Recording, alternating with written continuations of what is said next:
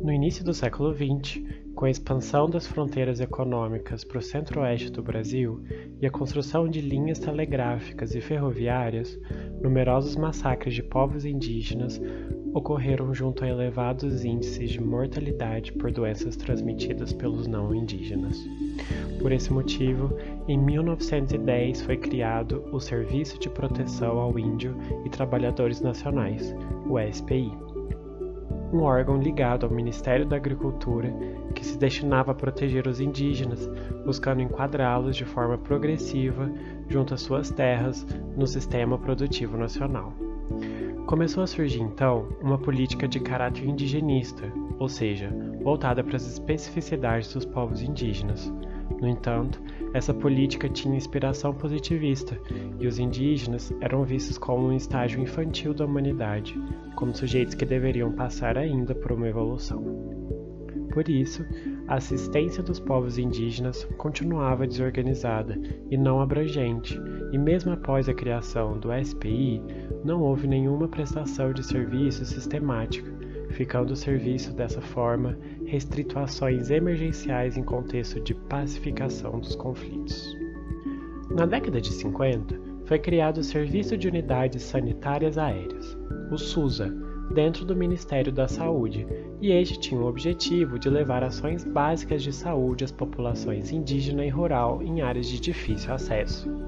Essas ações eram essencialmente voltadas para a vacinação, o atendimento odontológico, controle de tuberculose e outras doenças transmissíveis.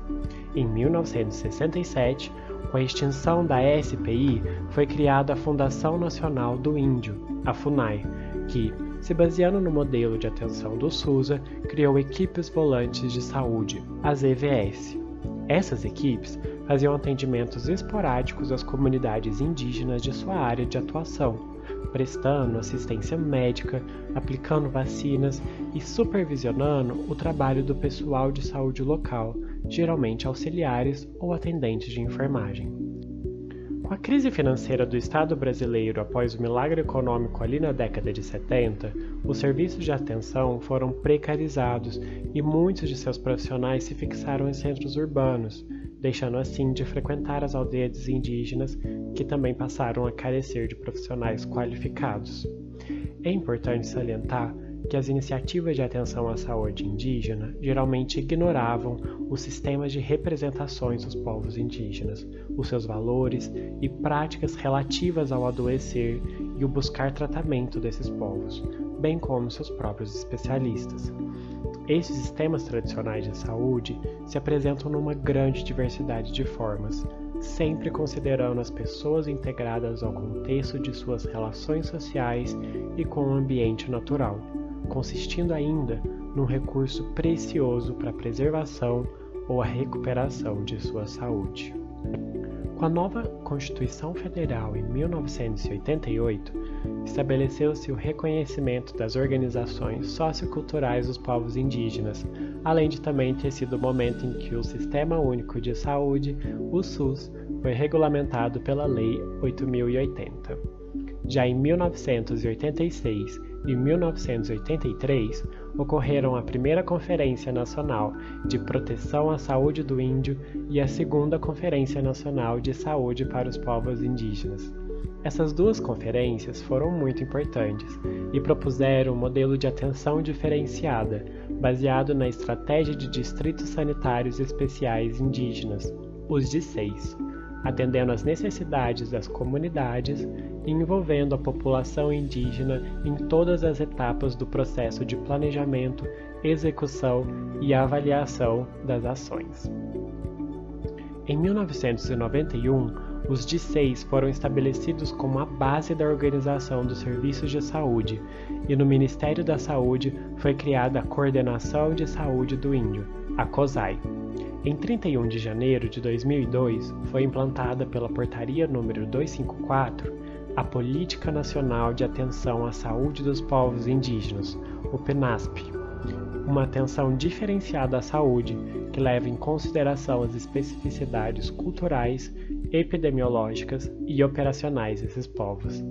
O propósito dessa política é de garantir aos povos indígenas o acesso à atenção integral à saúde, de acordo com os princípios e diretrizes do Sistema Único de Saúde, contemplando a diversidade social, cultural, geográfica, história e política, de modo a favorecer a superação dos fatores que tornam essa população mais vulnerável aos agravos de saúde e a magnitude do reconhecimento e a eficácia de sua medicina e o direito desses povos à cultura.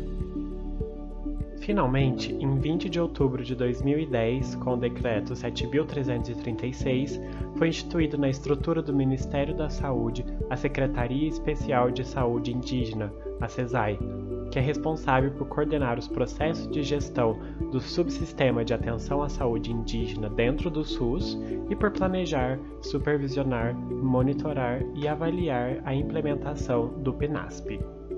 Agora vamos ver como se organizam os DICEIs. Distrito Sanitário Especial Indígena. Os 34 DICEIs foram criados para garantir os direitos preconizados pelo SUS.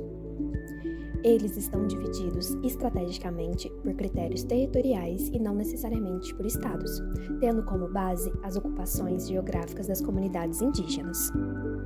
Mas quais são esses direitos?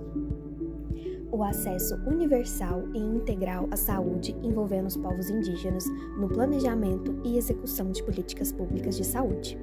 Esse modelo atende à Política Nacional de Atenção aos Povos Indígenas, PNASP, que é baseada na Estratégia de Execução Descentralizada.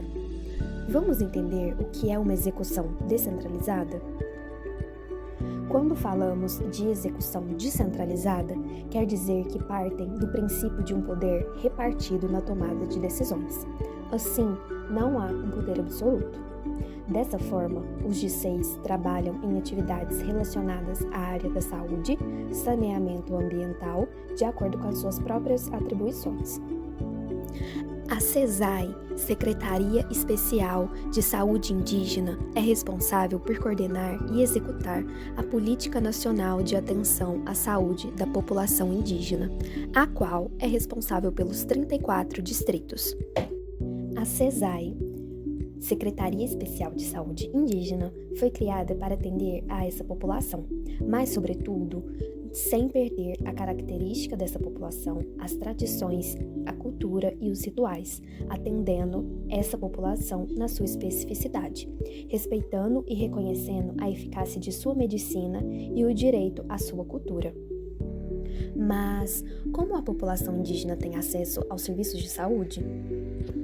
Em um primeiro momento, essa população vai ter acesso à atenção básica, à atenção primária, sendo os postos de saúde, que vão funcionar dentro da própria aldeia, ou ainda os polos base, o qual é um outro dispositivo para atender essa população. Mas, caso esse paciente indígena venha precisar de um outro atendimento de saúde que não esteja na atenção primária, sendo serviços de média e alta complexidade, ele será encaminhado para uma rede conveniada ao SUS, que atenda esse paciente indígena. E será o Ministério da Saúde, obrigatoriamente, que irá financiar esse sistema de saúde indígena. Nesses casos em que é necessário o deslocamento da aldeia para um município de referência, existe também as CASAIs, que são as Casas de Saúde Indígena, para essa população que irá demandar atendimento de média e alta complexidade. As casas de apoio irão alojar o paciente e acompanhante. Como é a composição da equipe de saúde do DICEI? A equipe é composta por médicos, enfermeiros, auxiliares de enfermagem, dentistas, agente comunitário indígena de saúde e o agente comunitário indígena de saneamento. Profissionais de referência em saúde mental do DICEI. Os profissionais de referência em saúde mental dos DICEIs são os antropólogos, os assistentes sociais, os enfermeiros, os psicólogos, os médicos, os terapeutas ocupacionais ou qualquer outro profissional que tenha uma maior inserção na área da saúde mental e que possua experiência ou algum tipo de especialização ou qualificação nessa área específica. Geralmente, esses profissionais estão lotados na Divisão de Atenção à Saúde Indígena, DIASE. Este é o profissional conhecido como RT de Saúde Mental. Nos polos base, sendo eles os antropólogos, os assistentes sociais, os enfermeiros, psicólogos, médicos, terapeuta ocupacional ou qualquer outro profissional da área de saúde mental.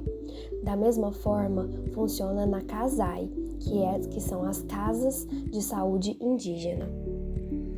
Estes profissionais estão em quantidade limitada nos DICEIs e a proposta desse modelo de organização do serviço é que os mesmos possam dividir a sua agenda de trabalho em duas principais atividades. 1. Na oferta de apoio técnico e pedagógico às EMSIs, que são as equipes multidisciplinares de atenção básica à saúde indígena, que visam ampliar a capacidade delas em lidar com situações de sofrimento psicossocial. 2. Na assistência direta aos casos mais complexos encontrados no território, nas aldeias ou nas casais. A agenda de trabalho desses profissionais priorizará a oferta de apoio técnico e pedagógico às EMSIs, e esta estratégia irá permitir potencializar e ampliar o alcance dos cuidados em saúde mental às pessoas em sofrimento. Esse apoio será ofertado às EMSIs na forma de apoio matricial. E como é a missão de saúde mental no contexto indígena? Bem, de maneira geral, compreende-se que a saúde mental ou psicossocial, ou bem viver, se referem a algo mais do que simplesmente a ausência de sofrimento ou doença, mas sim ao bem-estar ou bem viver individual, familiar, social e comunitário. Historicamente, as ações de saúde mental ou atenção psicossocial nos DICEI organizaram-se a fim de oferecer cuidados a diferentes situações de sofrimento psicossocial nas comunidades envolvendo, por exemplo, pessoas com problemas devido ao uso prejudicial de bebidas alcoólicas ou outras drogas, situações de violência e suicídio e outros agravos relacionados. No entanto, é importante destacar o fato de que as diferentes sociedades indígenas têm enfatizado a importância dos determinantes socioculturais relacionados a estes agravos, como, por exemplo, a dificuldade em se garantir a subsistência econômica das famílias, as barreiras para a reprodução dos modos de vida próprio das diferentes comunidades, como as comunidades desejam viver, e o preconceito sofrido nas cidades, os conflitos decorrentes na interação com as cidades, conflitos familiares, os feitiços, entre outros. Nesses casos, o usuário indígena tem relacionado a saúde mental com diferentes aspectos da dimensão social e coletiva, não se restringindo à dimensão da subjetividade individual. E no intuito de alcançar esses aspectos, compreende-se que, enquanto princípio geral da atenção à saúde mental ou psicossocial, é a missão dos DICEI contribuir para a potencialização dos projetos de bem viver das diferentes comunidades, famílias e indivíduos indígenas a partir de ações de promoção de saúde, prevenção e atenção a agravos relacionados à saúde mental, estes que compartilhem responsabilidades e ações com comunidades, profissionais de atenção primária e redes de apoio local. Incentivem também o protagonismo indígena e a mobilização social, valorizando sempre e respeitando os saberes, os modos de organização social, suas crenças, as economias e as tecnologias próprias de cada comunidade. Bem, agora você conhece um pouquinho da história e do funcionamento do Serviço de Atenção à Saúde aos Povos Indígenas. Muito obrigado pela atenção.